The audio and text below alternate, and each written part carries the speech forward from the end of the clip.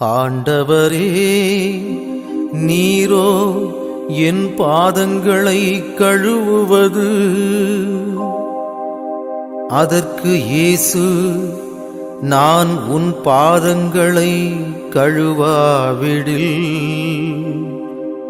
உனக்கு என்னோடு பங்கில்லை என்றார்.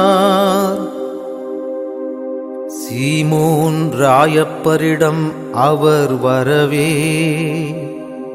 ராயப்பர் அவரை நோக்கி சொன்னது,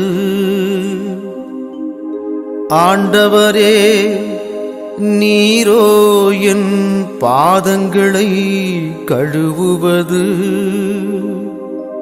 அதற்கு இயேசு, நான் உன் பாதங்களை கழுவ